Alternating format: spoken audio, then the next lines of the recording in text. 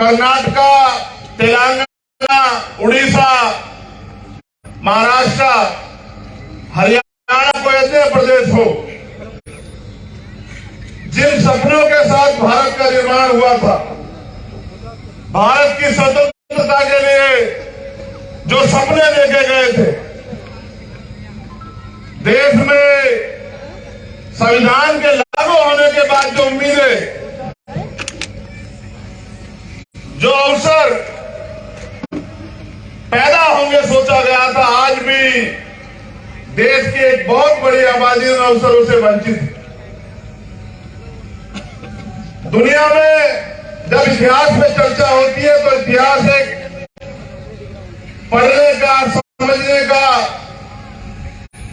एक ऐसा अध्याय इतिहास, अगर आपको इतिहास की जानकारी नहीं होगी तो शायद आप अपने जीवन में बिना बहुत कुछ अर्जित किए ही आगे बढ़ते रहेंगे। इतिहास से जो ज्ञान पैदा होता है, इतिहास की जानकारी से जो ज्ञान पैदा होता है, उस ज्ञान से जो चेतना उत्पन्न होती है, इतिहास की जानकारी हमें बताती है कि हम अपने मुल्क में किस तरह की समस्याओं से, किस तरह के व्यवहार से होकर गुजरे।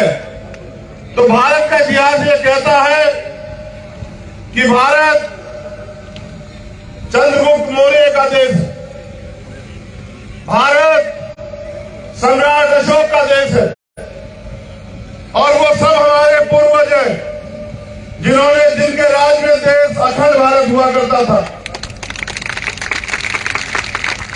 आज की सरकारें और आज के दल तो बड़ी बड़ी बातें करते हैं अखंड भारत बनाने की, लेकिन हमारे पूर्वजों ने अपनी वीरता और अपने खून से सींच के इस भारत की सीमाओं को अखंड भारत तक पहुंचाने का काम किया और राज किया अखंड भारत पे। उनके नाम का झंडा और डंडा पूरी दुनिया में उनके शौर्य की मिसाल दी जाती है। जब आप इतिहास पढ़ेंगे तो पता लगेगा कि आज से 2000 साल पहले जब मौर्य वंश शुरू हुआ तो मौर्य वंश ने भारत में एक ऐसा शासन, एक ऐसी व्यवस्था दी कि हर व्यक्ति को स्वाभिमान सम्मान से जीने का अवसर प्राप्त हुआ। यह बुद्ध का देश है, यह सतगुरु रविदास, गुरु नानक देव, संत कबीर का देश है, यह देव नारायण भगवान का देश है, यह फूले साहू, पेरियार, डॉक्टर बाबा साहब अम्बेडकर, ये बिरसा मुंडा का देश। और जिसको भी अवसर मिला उन्होंने प्रयास ये किया कि भारत में मानव जाति के हित के लिए काम। जब आप अपने इतिहास पढ़ेंगे तो आपको पता लगेगा कि जब आपके पूर्वजों पे राज था तो देश में रहने वाली अंतिम आबादी को भी न खाने की समस्या थी, न पीने के लिए साफ पानी की समस्या थी, न धन की समस्या थी, न और कोई तरह का चोरी का, जारी का डर, भय, कोई परेशानी नहीं थी। न ही किसी महिला का अपमान होता था, न ही किसी बहन बेटियों को अपने जीवन को कुर्बान करना पड़ता था। लेकिन जैसे जैसे हमारी एकता कमजोर होती गई, हमारे राज खत्म होते गए, एक समय ऐसा आया कि जो लोग इस देश में राज करते थे वो अधिकारों से षड्यंत्र के द्वारा वंचित कर दिए गए। फिर एक रहबर पैदा हुए, उन्होंने उस गुलामी को काटने के लिए अपना पूरा जीवन और अपने 4 बच्चों की कुर्बानी दी, और फिर इस देश के लोगों को स्वाभिमान सम्मान और अवसर से जीने के लिए भारतीय संविधान दिया। एक ऐसा संविधान, एक ऐसा ग्रंथ जो भारत में रहने वाले अंतिम व्यक्ति को भी अवसर और सम्मान का जीवन देता। देश की महिलाओं को जहां पैर की जूती के बराबर समझा जाता था, उन महिलाओं को डॉक्टर, इंजीनियर, IAS, IPS, यहां तक कि सरपंच और विधायक और मंत्री बनने का भी अधिकार, राज्यपाल और राष्ट्रपति, मुख्यमंत्री बनने का भी अधिकार देता। देश के SC, ST को, OBC को, जिनको वंचित रखा गया, उनको नए अवसर देता। सकता है, लेकिन सम्मानित साथियों, वो अवसर तब प्राप्त होंगे क्योंकि आजादी के बाद 70 साल से ज्यादा का समय बीत गया। मैं राजस्थान की बात करता हूं, कभी किसी की सरकार बनवाते हो, कभी किसी की सरकार बनवाते हो, लेकिन ईमानदारी से पूछो खुद से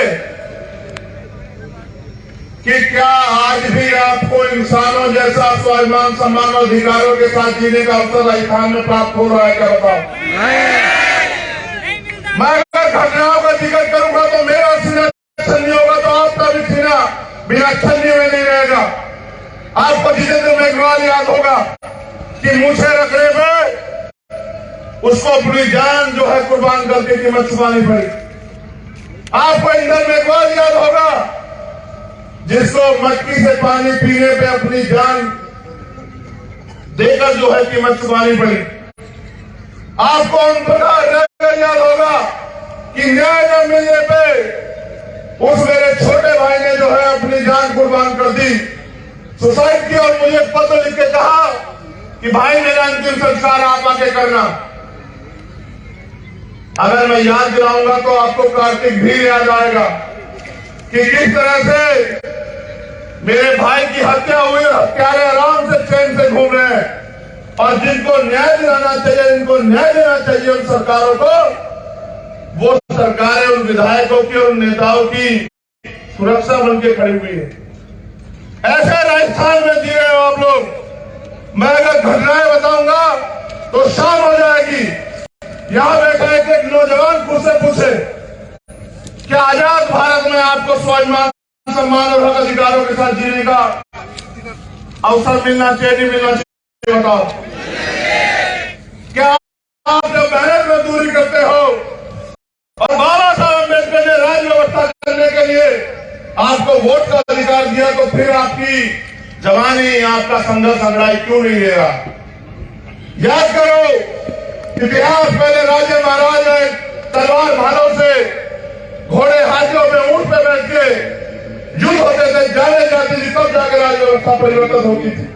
आज आप यहाँ जमीन पर बैठे वापस लिए, आपने दूसरी सरकार को बदलने के लिए इनकी सरकार बनाई, और इनकी सरकार ने क्या किया? आप मुझसे प्यार करते हो, आप भीम आर्मी से प्यार करते हो, अपने समाज से प्यार करते हो, तो मुझे साथ ये किया सरकार ने कि जब मैं सीएसए के भाई की लड़ाई लड़ने के लिए आया, भाइयों बहनों की, तो 4 दिन यहाँ की सरकार ने मुझे जेल में डाल के रखा। मुझे रात को होटल में सोते हुए को और चुपचाप आकर के हमारे साथ चलना पड़ेगा, ले जाकर निर्दोष होते मेरे साथियों को मुझे जेल में डालने का काम किया। ये दिया यहाँ की सरकार ने आपके भाई को और आपके स्वाभिमान, सम्मान को।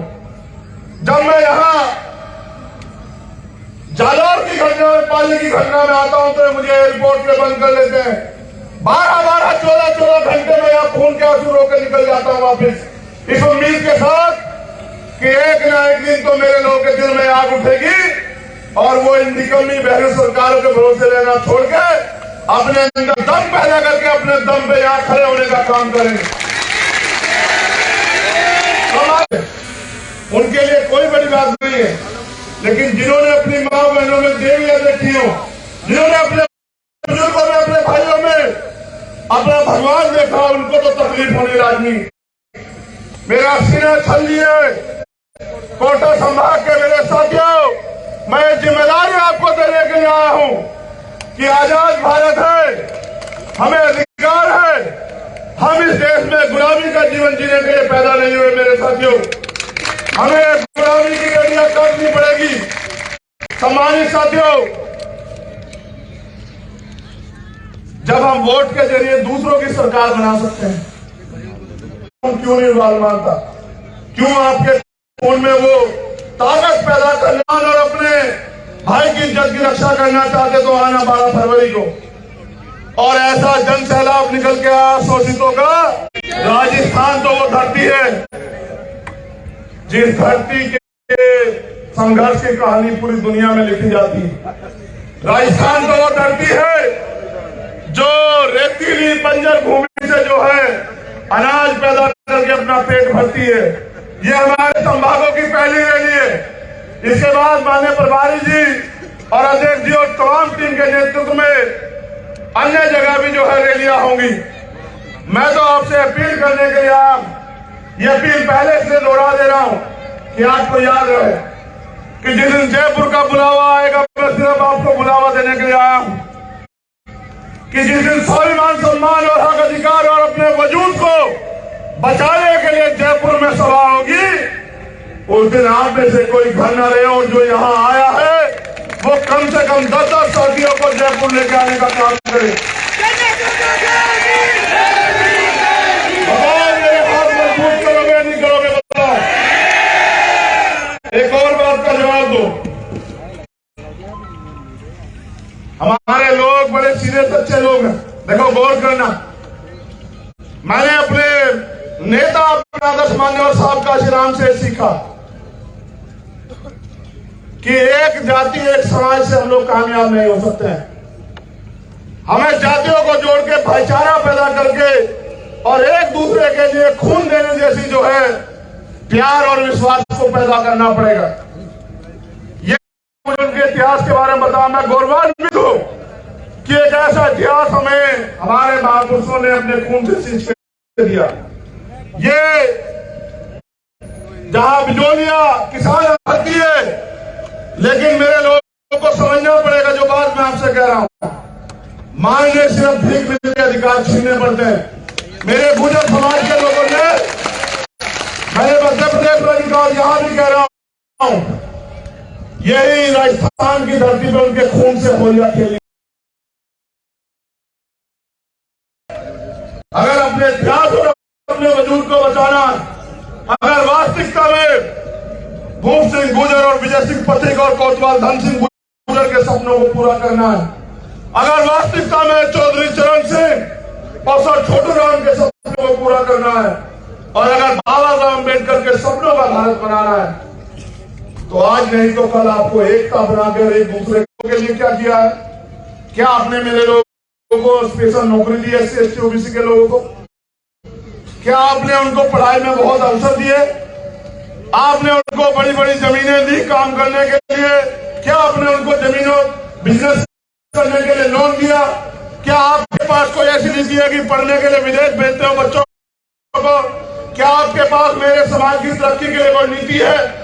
यहाँ तो ऐसी निकम्मी सरकार है जिस सरकार में हत्या रेप होने के बाद भी न्याय नहीं मिलता। ऐसी निकम्मी सरकार मैंने कहीं नहीं देखी। तो फिर मैं उनसे कहता हूं कि भाई चलो मेरी छोड़ दो। मेरे लोगों को तो आदत है कि वो धीरे धीरे अपने पैरों पे खड़े हो रहे हैं। मेरे लोग तो धीरे धीरे हिम्मत जुटा रहे हैं, नीला झंडा हाथ में उठा रहे हैं, वो तो मेहनत कर रहे हैं, जय भीम का नारा लगा रहे हैं। लेकिन जो मुस्लिम समाज के लोग आपको जी तोड़ के वोट देते हैं, जब आपके प्रदेशों में जहां आपकी सरकारें दंगे होते हैं, तब आप क्या करते हो? अभी यहां 2 बच्चों को यहीं से राजस्थान से पकड़ के लेके गए गोरक्षा के नाम पे, जो फर्जी गुंडे हैं, और वहां हरियाणा में ले जाके उन दोनों बच्चों को इतना पीटा, और पीट के उन दोनों बच्चों को, उनकी माओ पे क्या बीती होगी कि उन दोनों बच्चों को जो है जिंदा जला दिया इन सरकारों के नेतृत्व में। देखो यहाँ एक छोटा भाई और बड़ा भाई यहां से पकड़ के ले गए, यहाँ पुलिस के लोग बताओ, अगर कोई गुंडा के किसी गरीब के बच्चे को यहां से पकड़ के ले जाता तो आपकी पुलिस क्या तमाशा देख रही थी? बताओ क्यों रोका नहीं गया? क्यों उन दोनों बच्चों की मां को खून के आंसू रोने दिया? आप लोगों ने बताओ। बात करते हो तुम तो उनकी रक्षा नहीं कर पाते जो मजदूर बनकर तुम्हें वोट देते हैं। मेरे लोग की रक्षा करोगे? नहीं, मेरे लोग अब अपने पैरों पर खड़े होंगे, अब अपने स्वाभिमान सम्मान की लड़ाई लड़ेंगे, अब भाईचारा पैदा करके गांव गांव में जाके जो तुम्हें वोट देकर तुम्हारी सरकार बनाकर तुम्हारे झूठे इरादों में नहीं आएंगे, भाईचारा पैदा करके SC ST OBC में जिस तरह से खेत में काम करते हैं, जिस तरह से क्षेत्र में काम करते हैं, जिस तरह से मेहनत मजदूरी करते हैं, अपनी पार्टी को भी आगे बढ़ाने के लिए काम करेंगे और अपने अधिकारों की सुरक्षा करेंगे।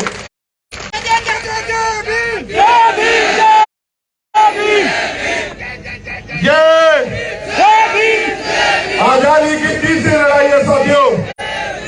पहली 2 लड़ाई हमारे महापुरुषों ने लड़ी। एक 1857 में मजदूरों को, महिलाओं को भारतीय संविधान में 26 जनवरी 1950 को समान अधिकार और आगे बढ़ने का अवसर मिला। और तीसरी आजादी कितने लोग मानते हैं? जरा हाथ खड़ा करो। ये लोग नहीं मानते जो उधर बैठे अंदर। ठीक है, बहुत अच्छा। सुनो, तो ये कहा बाबा साहब अम्बेडकर ने कि मैं आज जो कुछ भी कर पाया,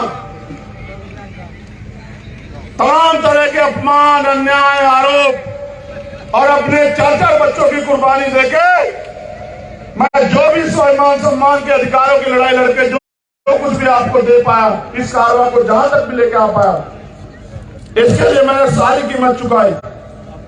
अगर इस कारवां को आप आगे नहीं बढ़ा सकते तो पीछे मत जाने देना।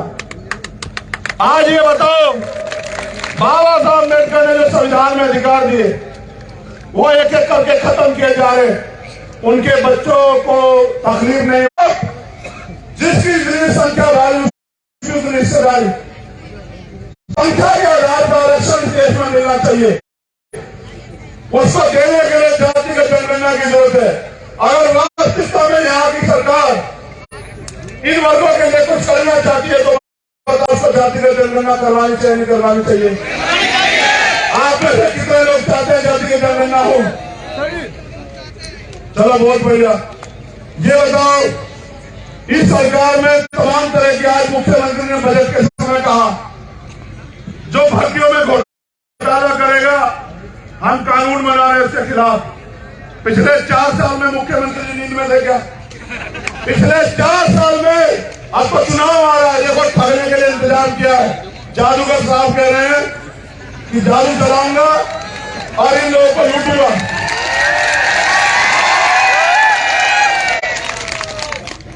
देखो, पहली बात जान लो, मेरी लड़ाई अपने लोगों के लिए। अभी एक मेरी माँ चूमने लगी, मुझे आशीर्वाद देने लगी, कहीं मेरा शेर आ गया। देखो भैया, शेर का तो नहीं पता, क्योंकि वो तो जानवर होता है। अपने समाज को पैरों पर खड़ा कर पाए, स्वाभिमान सम्मान का जीवन दे पाए, हक अधिकारों के साथ जीना। खून बेच के, पिता खून बेच के पैसे देता। इनका जोर पेपर लीक करने वालों पर नहीं चलता साथियों, इनका जोर आपके भाई को कैद करने में चलता है। इसको एक करके ताकतवर समझते हैं। और मैं लड़ता क्यों नहीं बताऊं आपको? क्योंकि जिनसे कैद कराते हैं वो मेरे पुलिस के भाई भी मेरे अपने लोग। नेताओं के बच्चे नहीं कर रहे नौकरी 1-2 को छोड़ के, मैं उनसे क्या लड़ूं? ये चाहते हैं मैं उनसे लड़ूं। इसलिए मैंने समझा इस लोकतंत्र में, संविधान के जरिए, कि अगर कहीं सबसे ज्यादा ताकत है तो वो सत्ता में है। अब हमारे लोगों को यह तय करना है कि वो इन सरकारों से, निकम्मी, गूंगी, बहरी, बेईमान सरकारों से मांगने का काम करेंगे, अपने पैरों पर खड़ा हो। अगर अपने पैरों पे खड़े हो जाओगे साथियों, तो किसी के आगे हाथ नहीं फैलाना पड़ेगा। जब पेपर एसडीएम बने, तहसीलदार बने, डॉक्टर बने, इंजीनियर बने, जब पेपर लीक होता तो आपका खून भी जो है ना, उसमें भी जो है उबाल आता होगा, आपको भी तकलीफ होती है।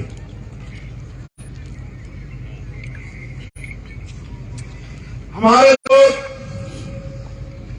70 साल से ज्यादा इंतजार करते रहे कि उनकी बुनियादी समस्याएं खत्म हो, लेकिन गरीबों की कोई वैल्यू ही नहीं है। गरीबों को लोग इंसान ही नहीं मानते, गरीबों की समस्या को समस्या ही नहीं मानते, कि उनको लूट के अडानी अंबानी को दे रहे हैं। लेकिन जब उनके मुख्यमंत्री यहाँ अडानी अंबानी की तारीफ करते हैं तब तो कुछ नहीं होता। जब वो यहाँ उनको जमीन देते हैं या बिजनेस करने के, फैक्ट्री लगाने के अवसर देते तब तो कुछ नहीं होता। हमें समझना पड़ेगा कि अगर हम जो काम कर रहे हैं, उत्तर प्रदेश में हमने अपने संगठन को मजबूत कर लिया, बड़ी मजबूत कर लिया। जब जो रोटी को है, रोटी आधी रोटी तोड़ के, आधी रोटी खिला के वो साधन जुटा के वहां भी आंदोलन को मजबूत कर लिया। अब बाकी जिम्मेदारी राजस्थान के कंधों पर। राजस्थान अगर अपनी भूमिका नहीं अदा करेगा और जो हमारे नेता लोग हैं, मेरे लिए जरा सा भी प्रेम है मेरे और महापुरुष मेरे छोड़, चलो मैं तो एक अजना सा सिपाही हुआ महापुरुषों के आंदोलन। अगर आपके मन में महापुरुषों के नाम देंगे, मैंने यहाँ अपना खून पसीना बहा आप लोगों के साथ खड़े, कभी निराश किया के बताओ राजस्थान के लोग, कोई एक कल बताओ कि मैं दिल्ली में बढ़ के चैन से लोग चाहते हैं हाथ खड़ा करो।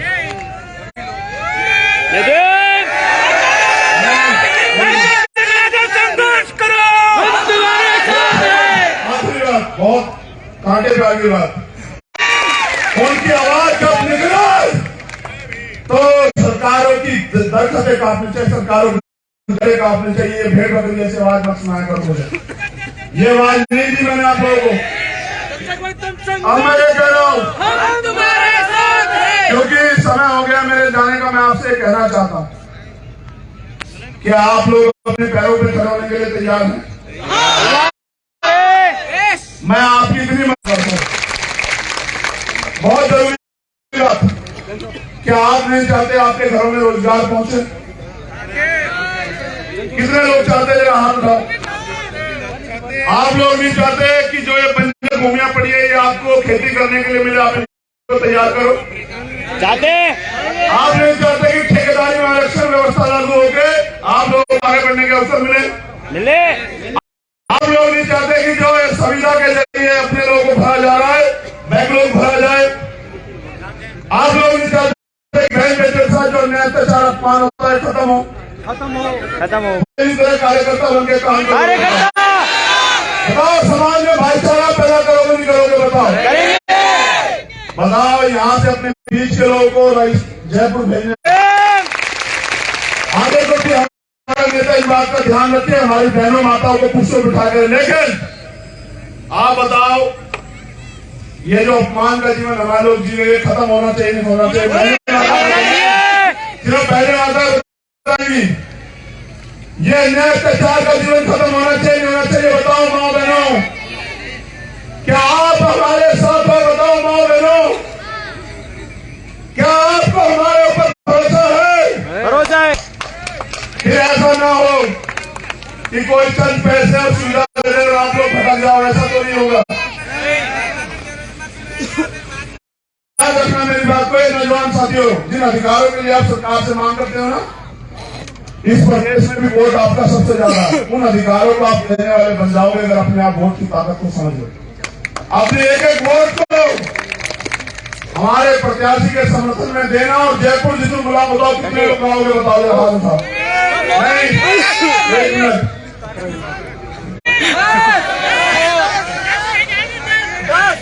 ना पैसा दूंगा ना घोड़ा गाड़ी दूंगा, नहीं चाहिए। प्यासे के पास चलकर कुछ समंदर भी आएगा, प्यासे के पास चल के समंदर भी आएगा। मंजिल में मुसाफिर मंजिल में मिलेगी और मिलने का मजा भी आएगा। आखिरी बात कह रहा हूं, इस संविधान की रक्षा करनी है, इसको लागू कराना है। तो संघर्षों के साए में